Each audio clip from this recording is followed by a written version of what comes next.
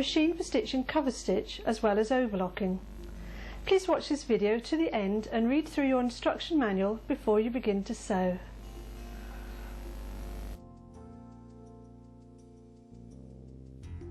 I've done some samples of my stitches and put them into a book. This might be a really good idea for you. And here we have 4-thread overlocking on wool, the same stitch on a fine cotton, and look at this, this is beautiful, this is on organza, beautiful stitch. And then further down there's rolled hem, and while stitching the rolled hem I've put a fish wire, I'll run a fish wire through, and this gives the fluted effect. Further examples of using cover stitch are attaching bias binding to the edge of garments, and this is with a narrow cover stitch, or in fact you can do it with just the chain stitch, and this one's wider with a narrow cover stitch. You can also make belt loops, or they could be lingerie straps, and it's done with the wide cover stitch, or you can use triple cover stitch. More bias binding and piping between to make piping tape. This is with the 5mm piping foot. Now this is a really useful stitch. It's 3-thread overlocking and a chain stitch, used by the professionals to join seams, especially in trousers. And finally over here we've got a sample of rolled hem and a chain stitch, so it's actually done a decorative edge and attaching ribbon at the same time. On this page I have samples of 3-thread overlocking. This is 3-thread wide, stitched with the left needle and upper and lower looper only. This is 3-thread narrow, stitched with the right needle and upper and lower looper. And then further along another example of rolled hem and 3-thread satin stitch.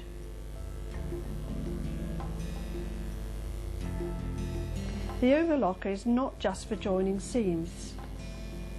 You can attach elastic, really useful if you're making knickers. You can join 2 pieces of fabric together, gathering one onto the other. And further down on this example on the right, I put piping in between 2 layers of fabric. And there's more. Just look at this, piping round the edge of your cushions. All the lovely cushions and pillows that you could make with this wonderful professional effect. And next to that I've made piping tape. I've placed a piping cord, used a chain stitch to make piping tape, and you could make the piping tape to match the material that you're using. This is a nice 4-thread overlocking stitch with a floss to give a nice decorative edge. Piping between 2 layers of fabric. Now this is something quite new. This is a frill, a fringe edge, all done on the overlocker, 4-thread overlocking. Now this is quite unique. We have rolled hem on terry toweling, and at the same time using a chain stitch to add a little bit of ribbon. Could really decorate your towels. And finally on this side we again have a rolled hem and chain stitch to attach lace. One of the very useful features of your overlocker is attaching beads, as I've done on this veil. You use a 3-thread overlocking stitch, and you must use the beading foot, and you just attach the beads. Just done so simply, so professionally, and just look how wonderful this veil looks. Your overlocker is special because it will do cover stitch and chain stitch as well as overlocking. This is triple cover stitch, very useful for hems of trousers and obviously your t-shirts and sweatshirts. This is reverse chain stitch, so it's just a simple row of stitching. I think you can just see there. but I've actually used it for the decorative side, using a decorative thread in the cover looper. This is narrow cover stitch, making a very fine hem called a plain hem. And over on the far right we've got reverse cover stitch again with a decorative thread in the lower looper, which is really nice if you're doing some quilting. Finally, I'd like to show you a couple of garments I've made on this machine. I've used the cover stitch for attaching the elastic all the way around the waistband and the legs of knickers, and this lovely t-shirt. I've used the cover stitch on these hems,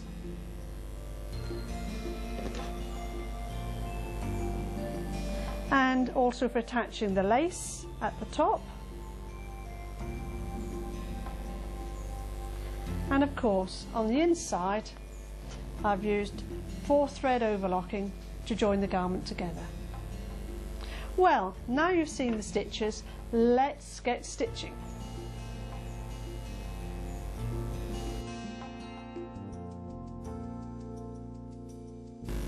Before you begin to use your overlocker, there are some important details you need to know, beginning with thread. It is best to use special overlocking thread as it is finer than ordinary sewing thread. Decorative threads such as floss and woolly nylon can be used in the upper looper and cover loopers. Woolly nylon is a stretchy thread that expands when relaxed, ideal for using on stretchy materials and for lingerie. On this coverlock machine you must use the special EL705 needles. Do not get confused with the domestic sewing needles which are labelled 705. EL705 are available in 2 sizes, 80 and 90. 80 for light to medium weight fabric and 90 for medium to heavy weight fabric. The needles can be used for either overlocking or cover stitch. There are 5 needle positions for this overlocker. At the rear there are 2 needles for overlocking, left overlocking needle and right overlocking needle. At the front there are 3 needles suitable for cover stitch: cover needle left, cover needle middle and cover needle right. In the cover stitch position all 3 needles can be inserted and used at the same time. In overlock position both needles can be used at the same time, but if you're using the needles in combination, only one cover stitch needle can be used with either overlock needle. The needles are at different heights when inserted, but be sure that they are positioned as high as they can be. The left needle will always be higher than the right, and ensure that the flat edge of the needle is facing backwards when inserting. Each needle position has a relative screw. The cover stitch needles at the front, there is the left cover stitch, middle cover stitch and right cover stitch. The needles at the back, the overlocking needles, there are 2 screws, the top and the bottom screw. For removing or inserting either of the overlock needles, both screws need to be loosened. At the rear of the machine is the presser foot lever. If I lower the lever, it lifts the foot. If I lift the lever up, it lowers the foot. If I want to remove the foot and change it for another, I lower the presser foot lever, press the red button on the back, and then press the lever further down, which further lifts the foot, and then slide the foot out. Before inserting or removing needles, place a piece of thick felt underneath the foot. To insert a needle, lower the needle into its position into the felt. Loosen the screw and then lift the needle into its socket as high as it will go. Tighten the screw. A safe way to remove needles is to turn the hand wheel until the needles are into the thick fabric, undo your screws,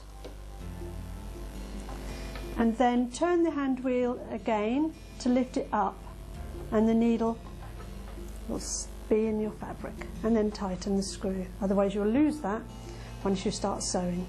The upper blade is movable. To move it into the non-working position, pull this button and turn towards you until it's at its lowest position. To return it to working position, again pull the button and turn it back until it clicks into place.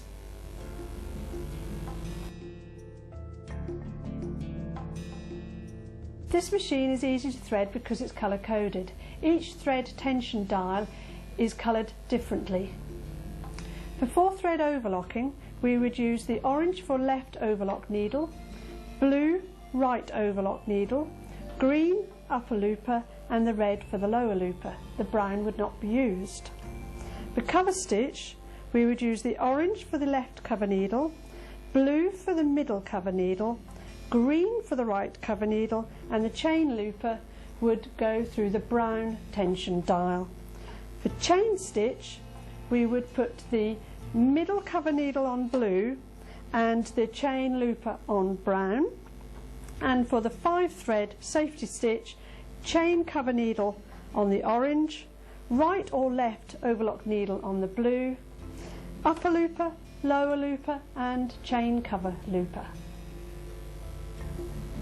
Before you begin to thread for 4-thread overlocking, make sure that the upper looper is in working position. To do this, turn the hand wheel until this clutch is as far right as possible in this position. Then press the side of the clutch and slide it down the shaft. We are now ready to thread for 4-thread overlocking. I am using corresponding colours to the tension dials. You must always thread the upper looper first, which is the green coloured thread, the green dial. Take the thread up over the tension mast. The top guides that correspond to green by pulling the threads towards the left until it slips under, and then around the right side of the button until it clips into place. Before threading the upper looper, green, turn the hand wheel until the looper is in this position.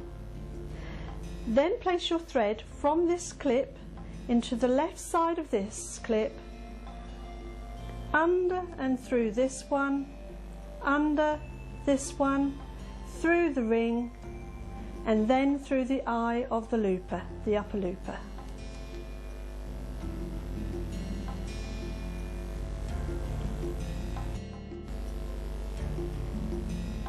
You will find it much easier if you use your tweezers supplied. Please leave your thread out of the back of the machine.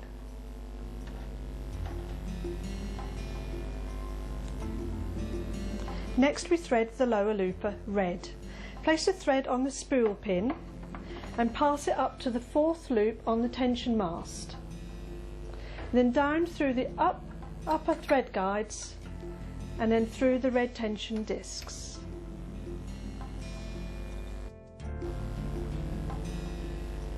Turn the hand wheel until the lower looper extends beyond the throat plate.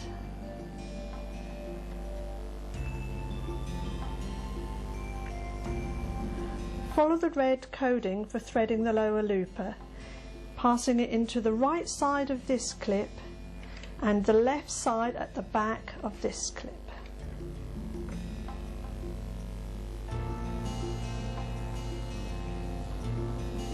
From the back of that clip, we take the thread into this guide, clip from underneath, and then into this one, which also holds the green thread, then up into this guide, and then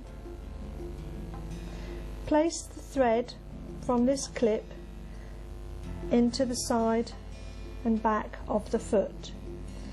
Then take this lever up, which will collect the thread and threads the arm of the looper.